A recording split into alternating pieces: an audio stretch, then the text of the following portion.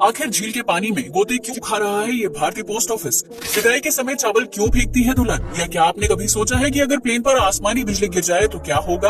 और सड़क किनारे बिकने वाले पानी की बोतल क्यों नहीं खरीदनी चाहिए? यकीनन आपने आज से पहले इतने अमेजिंग फैक्ट्स नहीं सुने होंगे, तो आइए शुरू करते हैं ये मजेदार वीडियो। फैक्ट नंबर 1, आज के दौर में पानी भी प्लास्टिक की बोतल में बिकता है, जो सड़क किनारे छोटी छोटी दुकानों से लेकर ठेले पर भी आसानी से मिल जाता है।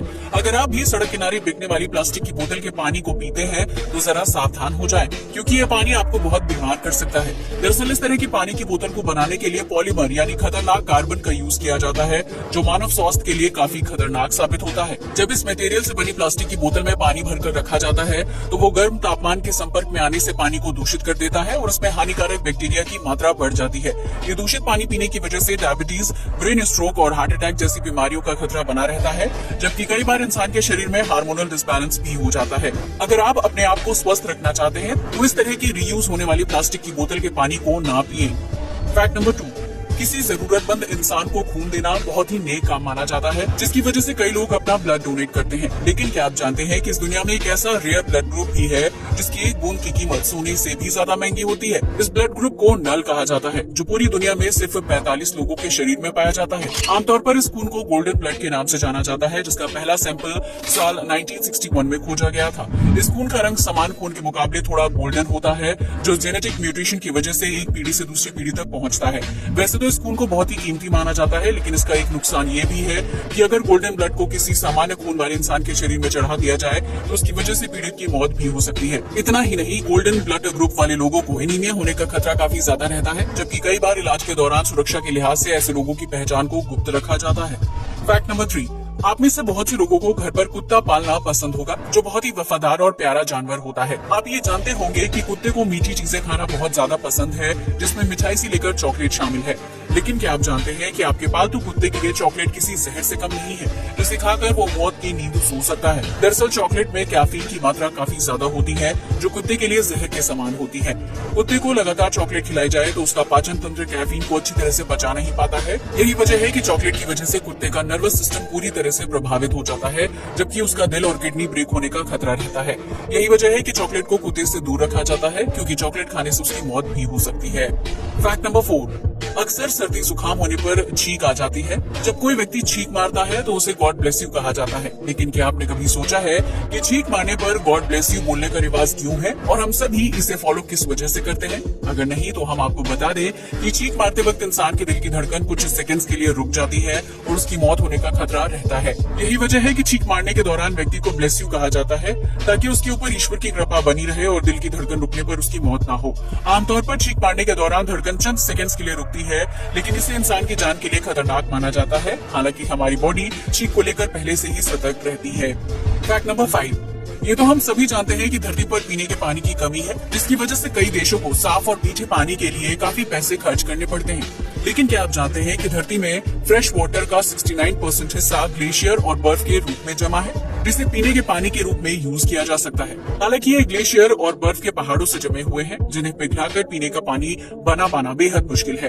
वहीं इस फ्रेश वाटर को भविष्य के लिए बचाकर रखना बेहद जरूरी है, क्योंकि आने वाले समय में हमारे पास पीने के पानी के बहुत ही कम स्रोत होंगे। लेकिन ये कहा जा सकता है कि धरती पर पीने के पानी की कमी नहीं है, बल्कि ये पानी बर्फ के रूप में सदियों से जमा हुआ है। फैक्ट नंबर 6, वैसे तो ज्वालामुखी पहाड़ को दुनिया के सबसे खतरनाक चीजों में से एक माना जाता है, जिसमें होने वाले विस्फोट की वजह से काफी नुकसान होता है। ज्वालामुखी को जीवनदायक जगह तो नहीं माना जा सकता है, लेकिन क्या आप जानते हैं कि समुद्र के अंदर ज्वालामुखी जीवन पनपने के लिए उपयुक्त माने जाते हैं? दरअसल साल 2020 में हुए एक सर्वे से पता चलता है कि समुद्र के अंदर ज्वालामुखी के आसपास जीवन पनप सकता है, जहाँ छोटे आकार के जीवों से लेकर विशालकाय मछलियां रहती हैं। ज्वालामुखी के आसपास का पानी काफी गर्म होता है, हालांकि इसके बावजूद भी उस जगह पर जीवन की मौजूदगी होना अपने आप में काफी विचित्र लगता है। वैज्ञानिकों का मानना है कि वो भविष्य में समुद्र के अंदर ज्वालामुखी के आसपास रहने वाली जीवों की तलाश करने में सफल हो जाएंगे, जिसके लिए वो रिसर्च वर्क कर रहे हैं। फैक्ट नंबर 7, पृथ्वी पर बहुत तेजी के साथ जलवायु परिवर्तन हो रहा है, जिसकी वजह से तापमान में वृद्धि हो रही है। लेकिन क्या आप जानते हैं कि जलवायु परिवर्तन का असर सिर्फ तापमान या बर्फ के पहाड़ों पर ही नहीं होता है, बल्कि इसकी वजह से फूलों का रंग भी प्रभावित होता है। जी हाँ, आपने बिल्कुल सही सुना। जलवायु परिवर्तन की वजह से फूलों का रंग हल्का हो जाता है, क्योंकि उन्हें लगातार सूरज की हानिकारक यूवी रेस का सामना करना पड़ता है। इन फूलों का रंग साल दर साल तपती धूप की वजह से बदल जाता है, जिसकी वजह से वो अपना प्राकृतिक रंग खो देते हैं। हालांकि यहाँ राहत की बात यह है कि गुलाब जैसे गहरे रंग के फूल आसानी से अपना कलर नहीं बदलते हैं क्योंकि वो सूरज की तेज रोशनी को सहन करने में सक्षम होते हैं। लेकिन धरती पर हल्के रंग के संवेदनशील फूल सूरज की तेज रोशनी को सहन नहीं कर पाते हैं, जिसकी वजह से उनका रंग फीका पड़ जाता है और वो प्राकृतिक रूप से दूसरे रंग में विकसित होने लगते हैं। इस वजह से मधुमक्खी और तितली जैसे जीव भ्रमित हो जाते हैं क्योंकि वो आमतौर पर तेज और गहरे रंग वाले फूलों की तरफ अट्रैक्ट होते हैं और उनका रस चूसते हैं। अगर फूलों का रंग जलवायु परिवर्तन की वजह से बदलता रहेगा तो फूलों की पॉलिनेशन की प्रक्रिया में बाधा आने का खतरा बढ़ जाएगा। फैक्ट नंबर 8, भारत में शादी की हर रस्म को बहुत ही धूमधाम के साथ निभाया जाता है, फिर चाहे वो बारात का स्वागत हो या फिर दुल्हन की विदाई।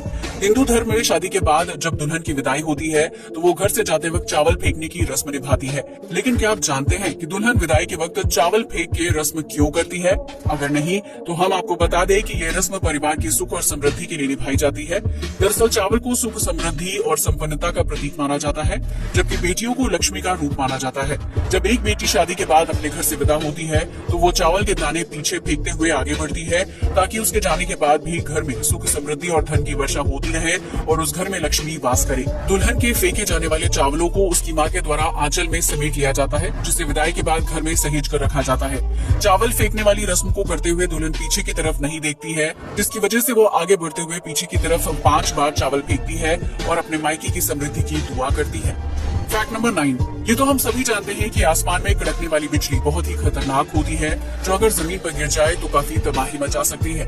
लेकिन क्या आपने कभी सोचा है कि अगर खराब मौसम के दौरान आसमान में कड़कने वाली बिजली किसी प्लेन पर गिर जाए तो उसका क्या हाल होगा? यकीनन ये सवाल काफी डरावना लगता है, लेकिन इसका जवाब जानकर आप भी हैरान रह जाएंगे। दरअसल प्लेन के बाहरी हिस्से को एल्यूमिनियम से तैयार किया जाता है, जिसके अंदर के हिस्से को कॉपर लेयर से कवर कर दिया जाता है। इस वजह से आसमान में कड़कने वाली बिजली प्लेन के अंदरूनी हिस्से तक पहुंच ही नहीं पाती है और उसके बाहरी हिस्से से टकराकर रिफ्लेक्ट हो जाती है। हालांकि इसका ये मतलब नहीं है कि प्लेन को खराब मौसम के दौरान उड़ाना आसान होता है, क्योंकि इस दौरान यात्रियों की जान का खतरा बना रहता है। खराब मौसम के दौरान प्लेन को न उड़ाने की सलाह दी जाती है।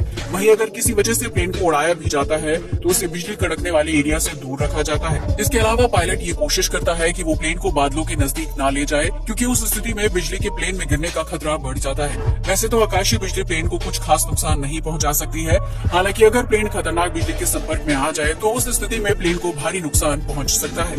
फैक्ट नंबर 10, भारत में पोस्ट ऑफिस सेवा बहुत ही पुरानी है, जिसका यूज आज भी कई भारतीय करते हैं। लेकिन क्या आपने कभी ऐसे पोस्ट ऑफिस के बारे में सुना है जो जमीन पर नहीं बल्कि पानी के ऊपर तैरता है? अगर नहीं तो हम आपको बता दें कि ये अनोखा पोस्ट ऑफिस जम्मू कश्मीर के श्रीनगर में है, जिसे नेहरू पार्क डाकघर के नाम से जाना जाता है। इस पोस्ट ऑफिस को डल झील पर एक नाव के ऊपर बनाया गया है, जहाँ सामान्य डाकघर की तरह सारे काम किए जाते हैं। हालांकि इस डाक की मुहर पर तारीख और पते के साथ साथ शिकारा का खूबसूरत चित्र देखने को मिलता है, जबकि इस पोस्ट ऑफिस को म्यूजियम की तरह सजाया गया है। इस पोस्ट ऑफिस में कुल 2 कमरे हैं, जबकि शाम के समय इनमें रंगीन लाइट्स जलते हुए दिखाई देती हैं। साल 2011 में इस पोस्ट ऑफिस का नाम बदलकर फ्लोटिंग पोस्ट ऑफिस रखा गया है, जहां पर्यटकों को भारतीय संस्कृति से जुड़ी कई प्रकार की चीजें देखने का मौका मिलता है। आज के लिए बस इतना ही। जय हिंद दोस्तों।